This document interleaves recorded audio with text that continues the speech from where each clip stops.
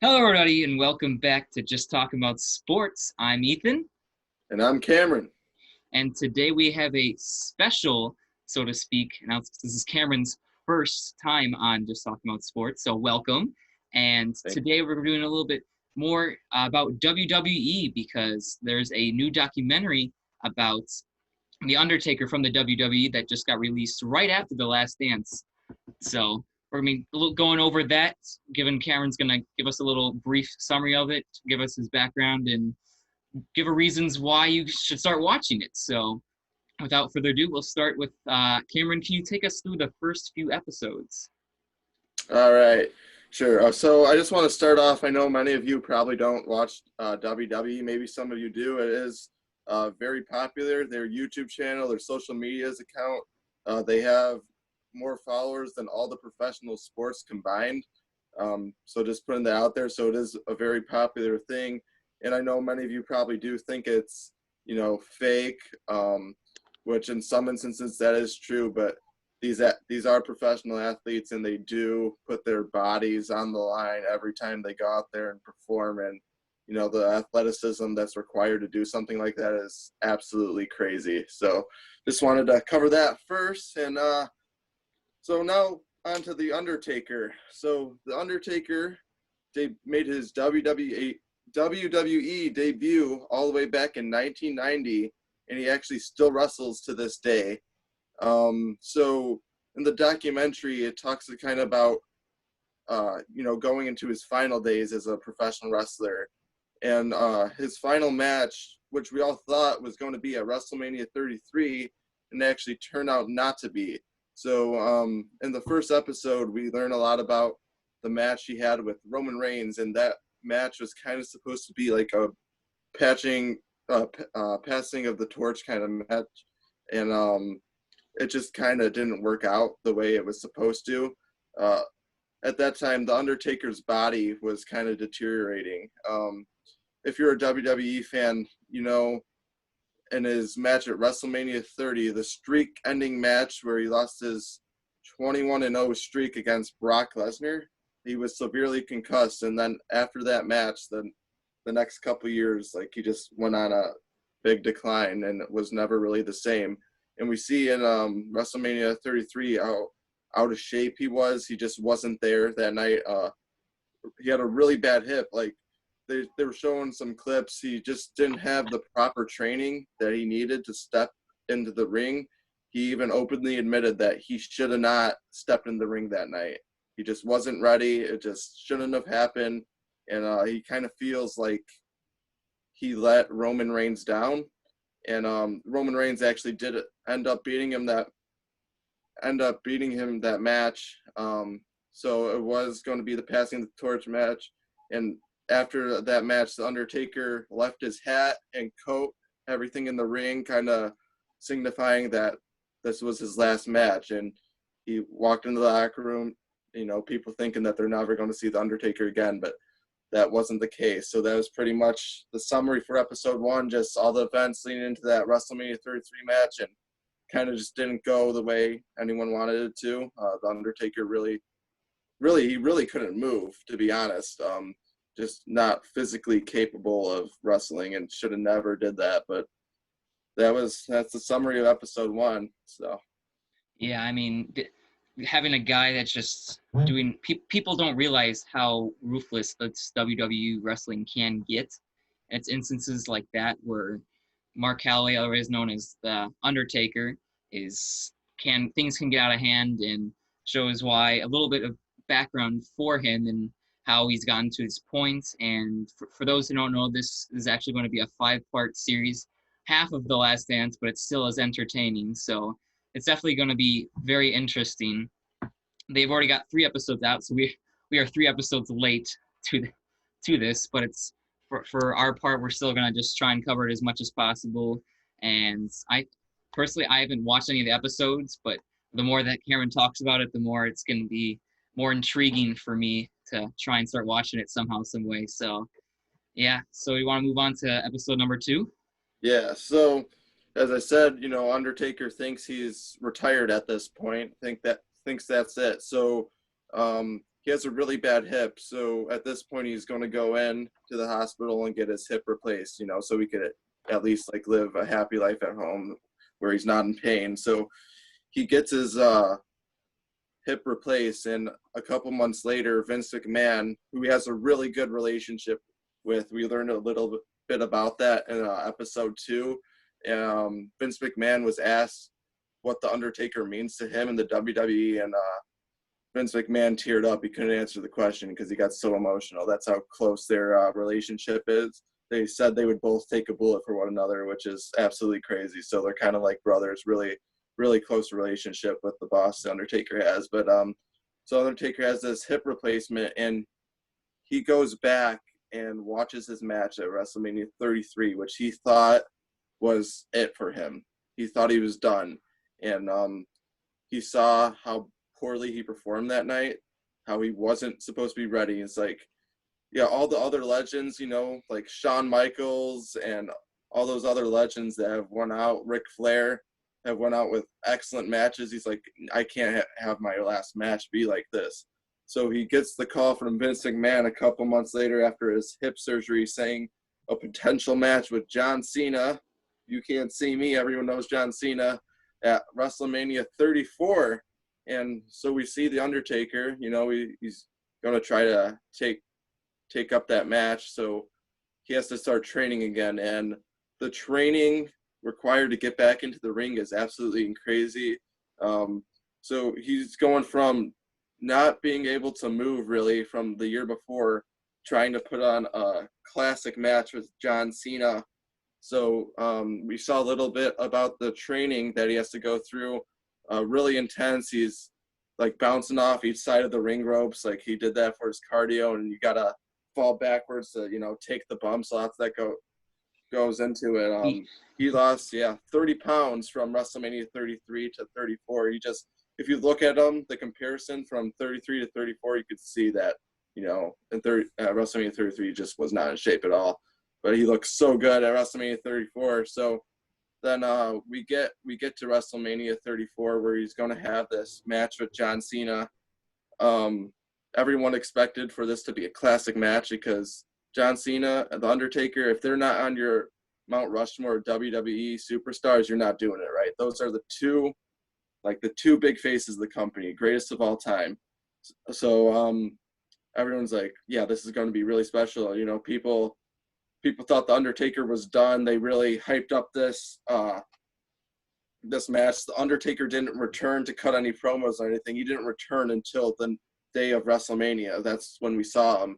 So everyone's like, wow, this is going to be a classic match. So they go and have this match. And what ends up happening is it's a squash match, a one-sided match for The Undertaker, who kills John Cena around about 3 minutes. He puts all of the classic moves on him, the tombstone pile driver, the choke slam, snake eyes, the big boot, all that stuff. He looked really good out there. Everyone was expecting him to go out there and have like a 20-minute, 30-minute match, and that just didn't happen. And he talks a little bit about like how upset he was with that. And a lot of it is the company, they just wouldn't let him because, from going the performance he had at WrestleMania 33, like, yeah, does this guy really have what it takes anymore? Because, he's old. We don't want to like kill the guy, put him in a 30-minute match. So we're just going to take it easy on him. But The Undertaker thinks he did have it. So it was just around about 3 minutes. And after that, we see that The Undertaker starts wrestling a lot more matches than he had been the last couple of years. He goes to these Saudi Arabia events. There was an event in Australia where he wrestled Triple H for the last time ever. And if you're a WWE fan, you know how big that rivalry was. They had a match back at WrestleMania 27, which was the end of the era match, which was a really, really good match, one of the greatest of all time. So he goes back to it and is getting ready to start wrestling these other matches around the world. So that's pretty much episode 2. Yeah, I mean, personally, I was reading about episode 2 because I didn't have a chance to watch it, and I saw that they were when the Undertaker had his supposed last match in the WrestleMania 33.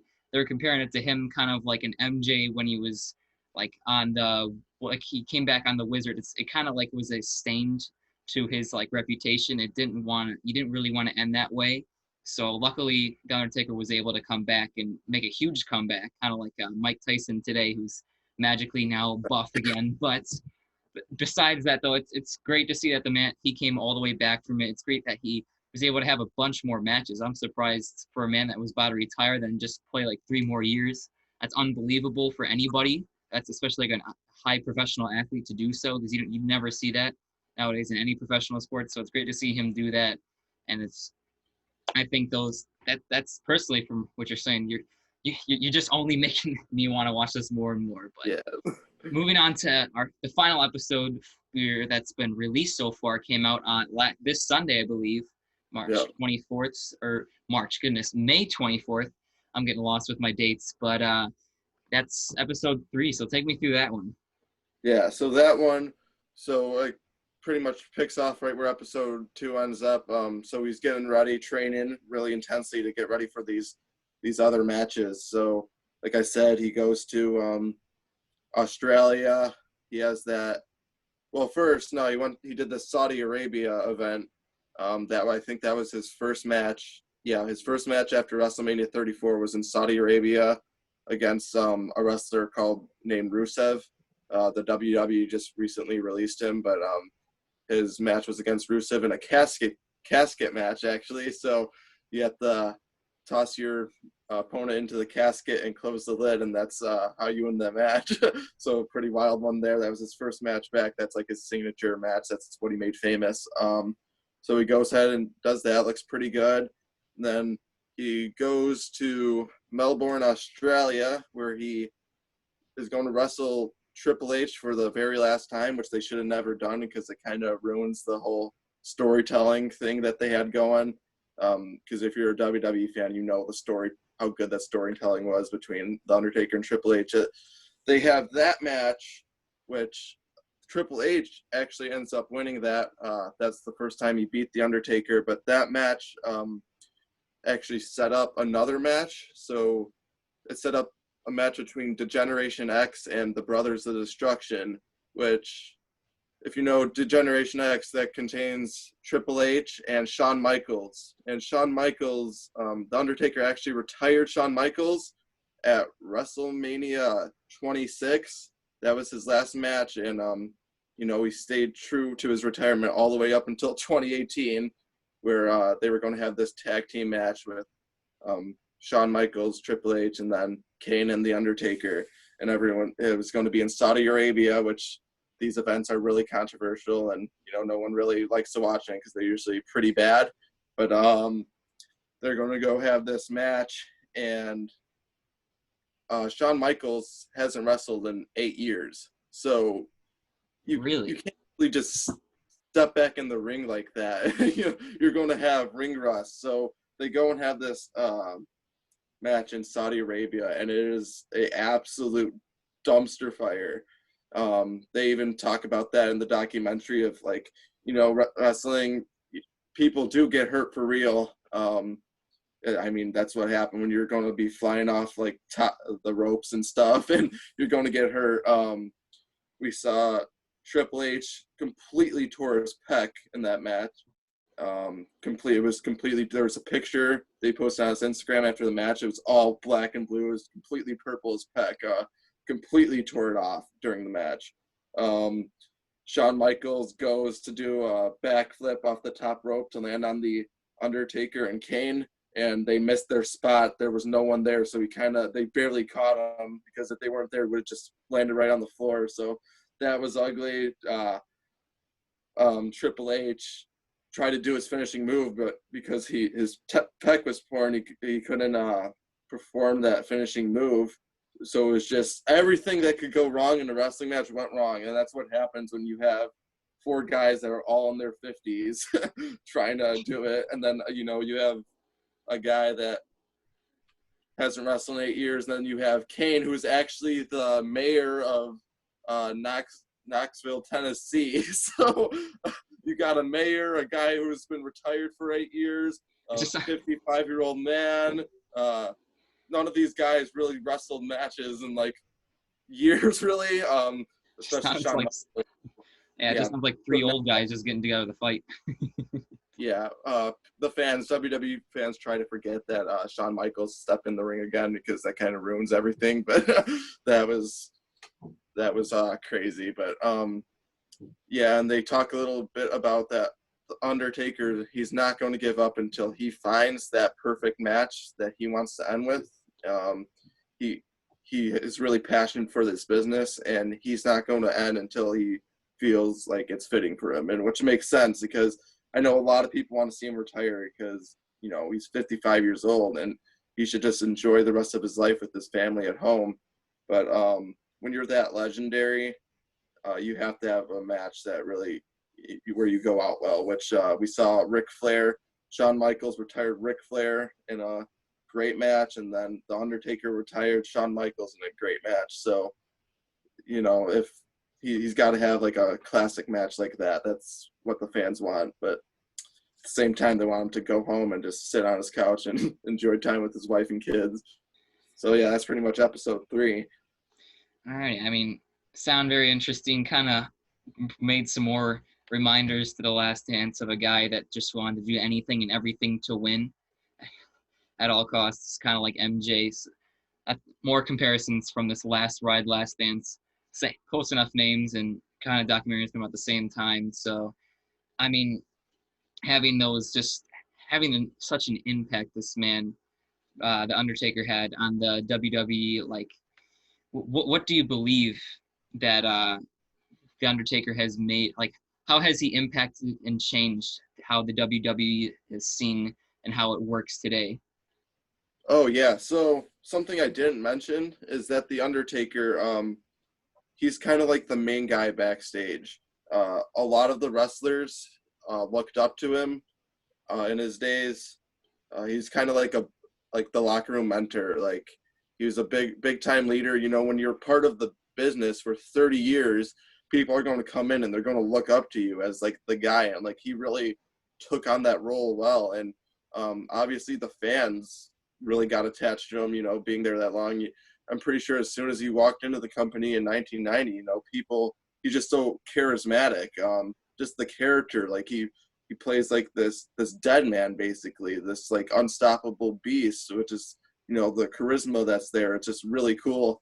It's just crazy to think about. So if you were watching WWE back in 1990, and now you're all grown up, right? So like let's say you were 10 years old watching WWE in 1990, you're now 40 years old, and the Undertaker's still wrestling to this day. That's just something crazy to think about. Obviously, he's not moving as well as he used to, but like, that just baffles me that he's still going at it.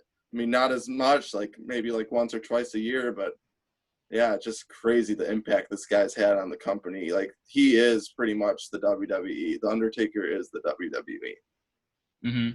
I mean, just the impact that he's had. I mean, for me, like as a person who doesn't really follow the WWE as much as possible, there's always two names that come to mind. I was talking about you before. It's just John Cena and it's The Undertaker.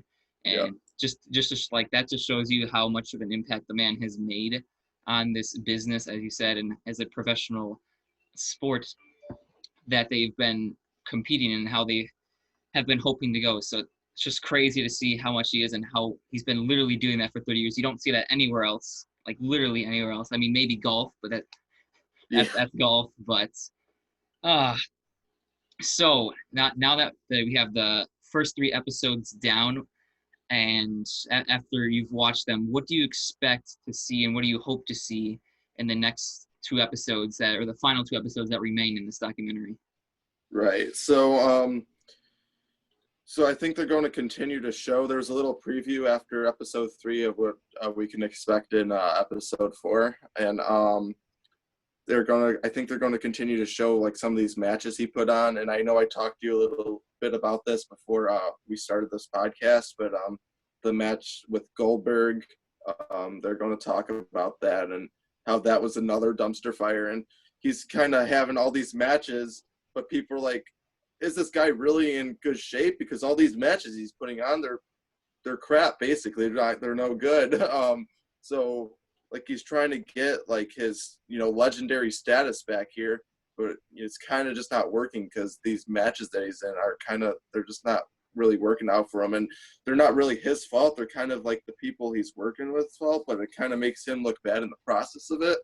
So I think they're going to continue to talk about the other matches he had, and then I know at WrestleMania 35, that was the first WrestleMania he didn't show up at since being a part of the WWE. So I think they're going to, what kind of went into that, why he didn't have a match or even an appearance at WrestleMania 35, because he certainly could have had an appearance. John Cena didn't have a match. That was like one of John Cena's first times not having a match at WrestleMania. And he made an appearance, so people were kind of angry that it should have been the Undertaker who should have been making the appearance instead of John Cena. But the night after WrestleMania 35, the Undertaker actually did make an appearance the night after, which was pretty cool. But yeah, so that's kind of what I could expect coming up. Just keep going. I don't know how far and like they filmed this up to. The Undertaker did have a match most recently, WrestleMania 36, which was in April, a boneyard match with AJ Styles, which the measures they had to take, not having any fans for WrestleMania, they were basically having this full-out brawl in this cemetery, basically, and the match ended with him burying AJ Styles in this in this hole, basically, which it was a cinematic match, a really cool match. I'd highly recommend anyone who's trying to get into wrestling go watch that match, because it's kind of like a movie. They kind of feel it like it was like a action movie scene, which is really cool. But yeah, that's what I can expect in the next episodes here. Alrighty, so after watching this documentary too, and seeing how much of an impact The Last Dance made on how people viewed Michael Jordan, and how with all that, now how do you think The Last Ride, now that the 3 episodes are out, how do you think this documentary is going to affect how people see the WWE? And do you think that'll try and basically get more popular than it is and attract more of these sports fans who don't really have their sports at the moment? I think they'll start watching WWE. Yeah. Yeah. So what's really unfortunate about this documentary is that it's on the WWE network. So it's not like you can't just turn on like ESPN or something and watch this. You got to go download the WWE network, and you actually have to subscribe to it. But I know it's free for new subscribers. So if you just wanted to check it out, you could just get it. It's a 30-day free trial, so you could just check it out. Not a sponsor, but you could just go on there and check it out. But yeah, I think people are going to look at the WWE if they watch it. That's just not this whole fake thing. These people, they are real people. Yes, they are actors and they put on a show, but there are real injuries, and there is a whole behind the scenes thing of what happens and what goes into making a character and what goes into making these wrestling matches happen. There's a whole story behind it. I just don't think people understand everything that it takes to, wrestle one match. Like, everything that goes into it is crazy.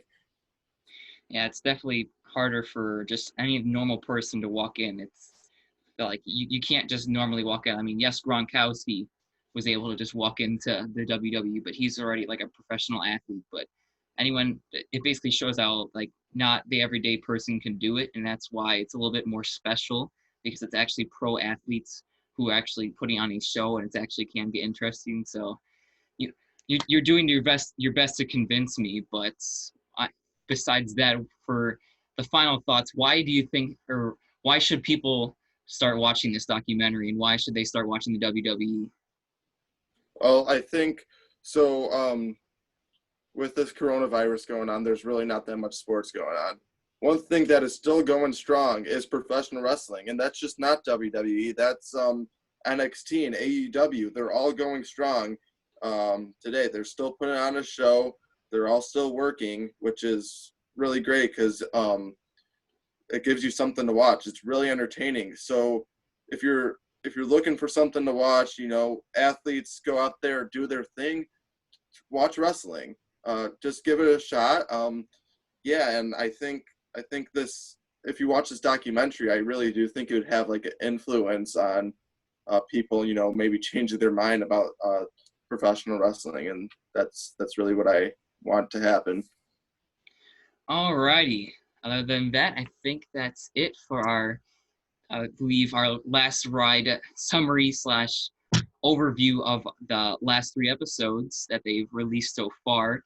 Might have to bring you back on next week for the next week's episodes. We can talk about it. My WWE enthusiast Cameron. But thank you for joining us and welcome to the channel. And I hope you guys have enjoyed our 21st episode of Just Talking About Sports. A little bit of a special one because we're talking about WWE, not the more usual major sports that we usually talk about. But thank you, Cameron, for joining us. And I hope everyone who's watching has had a great day. And I hope you guys enjoyed. Later.